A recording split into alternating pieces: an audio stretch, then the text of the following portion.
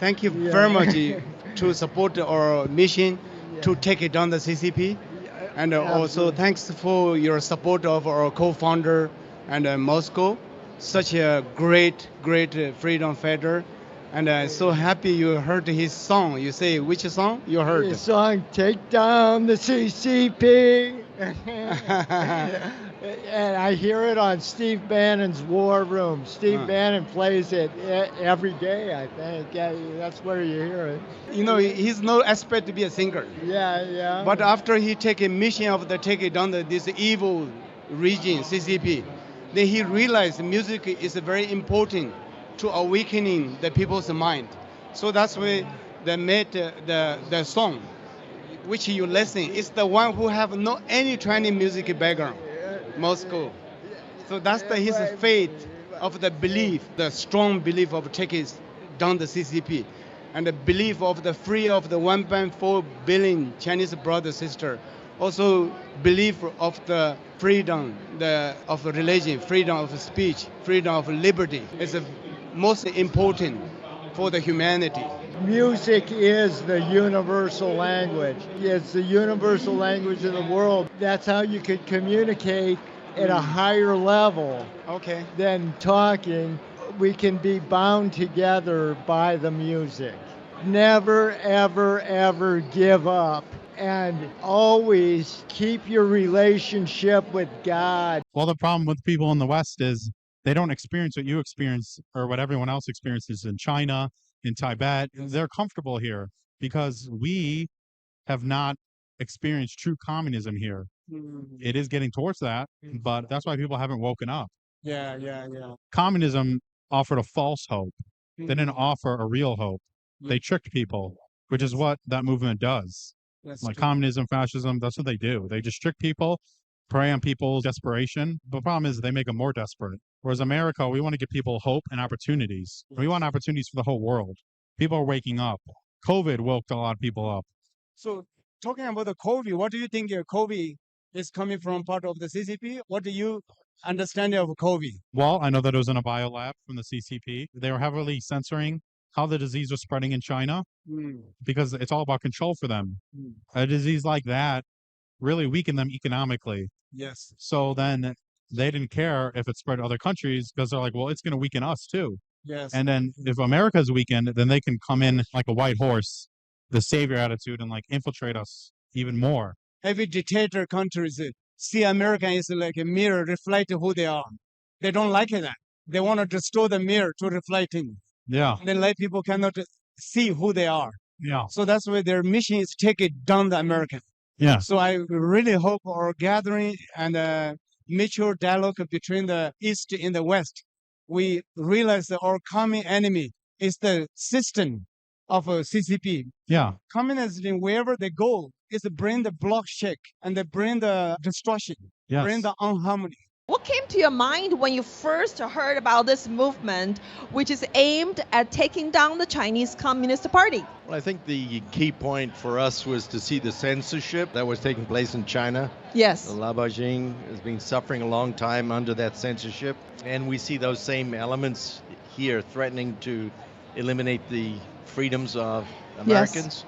Although I'm not originally from America, I'm originally from New Zealand, but I see down there also they're losing freedoms very quickly. So I recognize the value of the Constitution, incredible insight of the Founding Fathers. We want to support that every way we can, but we have a common enemy, which is censorship, the CCP, and any ilk that would try to take those freedoms away. We are starting this movement here in the United States of America because the CCP's infiltration has penetrated into almost every aspect of the American society. If we don't stop it, it's going to affect your grandkids and the future generation so that they won't be able to live American dream again. These elites from all over the world, CCP, WEF, they're like, we're going to tell you what to do. And we're like, the hell you are. Yeah. We are sovereign. Our rights are granted by God, not these invisible faces. And CCP is very much, I think they had the blueprint for it. Correct. That's why you choose to stand out, to have your voice, to stand to take down the Chinese Communist Party. Oh, yeah. So what's your impression to our brothers and sisters of New Federation China? Because we didn't know you and they're on Getter, we're getting to know you. And you have to understand that as people, we're so much alike. We're not different. Who cares what my skin looks like or my face? We're together as a people. We can tell these people to back off. Leave us alone. That's what we want. We want to be free. You want to be free. The Chinese people deserve to be free. We saw the white papers. We're like, yes, hold up the white paper. Don't let them silence you. We are with you in spirit. What do you want to say to our brothers and sisters all over the world, especially in China? I pray for you. Just keep fighting. Just keep, because if you give up, they're going to destroy you. Keep fighting. Fight. I love you guys. Take down the CCP. Take down the CCP. Take down the CCP. Take down the CCP. The Chinese Communist Party is a regime devoid of humanity and devoid of belief and faith. And this is what, Xi Jinping, the president of the CCP, does. He wants the Chinese people to call him Papa Xi. He wants the Chinese people to name him as father of the Chinese. And what are your thoughts on that? I think it's a horrible thing to do. When we address God, we address him as Father. As when someone tries to do that, they're actually saying, I'm deity, I'm God. You address me as someone who can tell you what to do. And when we give up that right, we lose something inside. We lose our freedom to worship, our freedom to express what we believe. Are you concerned on CCP's infiltration in America's practicing and their beliefs? Most of us know that Fauci had a lot to do with our lockdowns, denying that the virus was released out of Wuhan. And I think, again, what the CCP is doing is horrific because it's infiltration and we are allowing it, and it's because of the love of money. The love of money is the root of all evil, causes nothing but destruction, and they've been able to have enough money to pay everything off. Can you talk a little bit about the people who may not know what's going on within the Chinese walls? I had an uncle who actually worked for a company that he frequently went back and forth between here and China. With the Chinese party, there's a lot of negative things that the country itself does to their citizens. They're being oppressed, being able to actively take part and own land, own businesses. It's really limited the Chinese people in itself to be a free nation. I think the mission that you guys are doing here, bringing awareness to the Chinese people, is a blessing. And if there's ever anything I can do, I would be honored to work with you guys. We stand strong, and we stand to distinguish the Chinese people from the Chinese Communist Party. Absolutely. Exactly like you said, the Chinese people have been the #1 victims of the CCP and their semantics. But not only that, the CCP is exporting their ideologies across nations to become a transnational criminal organization. And I'm sure you've seen some of that happen here in U.S. soil. Everything from the invasion of our country, from our lands being taken over.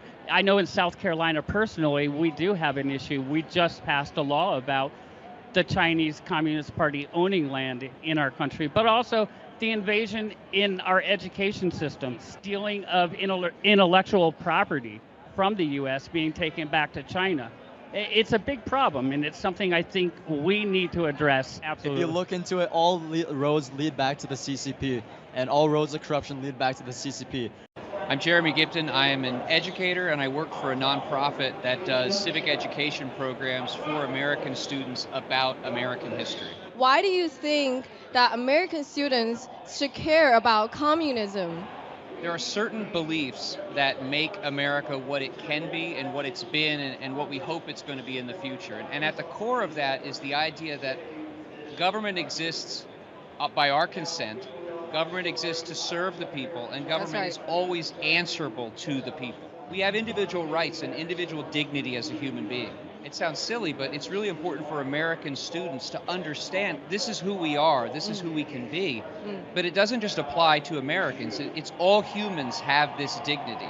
Right. And so I think it's essential that Americans understand the truth of history, and they understand the truth of what the Chinese Communist Party is and what communism has done to China as a country and Chinese the people.